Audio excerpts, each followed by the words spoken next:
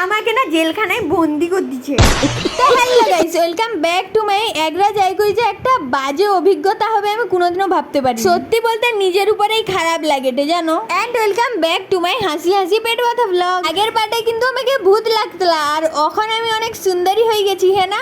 আর তারপরে লাঞ্চের টাইম হয়ে যাইতলা, ওই জন্য মেকআপ আর্টিস্ট দিদি কি লাঞ্চে করতলন তো দেখিলাও তোমার মাংস রইতলা, আলু ভাজা রইতলা, চাটনি রইতলা আর মাংসটা তো অনেক টেস্ট হইতলা সত্যি কইতে। আর এটা না প্রথমে আমি চালাইতে পারি না, हम लोग गरीब से इतना বড় লোক কি हम लोग को पसंद नहीं आया, মানে মিথ্যা কথা কইতি চালাইতে পারছি এমনি জাস্ট একটা শর্ট লিলি ফানি শর্ট। খাওয়ার পরে আমি মেকআপের অবস্থা চিচিং ফাঁক করে দিছি, মানে সে লিপস্টিক আমি পুরো মুখে করে গেবরাই পকাইছি। মানে খাওয়ার আগে লিপস্টিকটা নাই পড়নেই হইতা, যাই হোক মোটামুটি একটু লাগতলা বেশি না।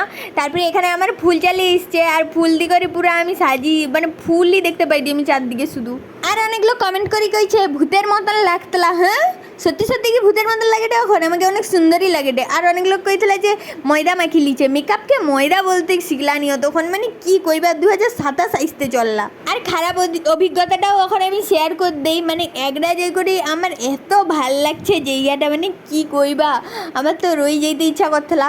ভাবিটি সেখানে একজনকে বিয়ে করে রই যাবা, মানে আমাকে হেভি ভাল লাগছে, হেভি ভাল লাগছে কি আর কইবা। আমার মাথার উপর দিয়ে করে কি ধোঁয়া বেড়াইটে, মানে মাথা তো আমার গরম হয়ে যেতে, কারণ আমি তো বাস পাইনি। ধোঁয়া বেড়াইটা নিয়ে গিয়ে একটু দেখো তো, ধোঁয়া লিভাইতে যাই করে দেখি না একটা বাস চলিসছে, ওই জন্য চাপি বুঝছি। আর আমি এমন সাইডে বুঝছি বাসটা ব্রেক মারলে আমি পিছন দিকে যাইনি।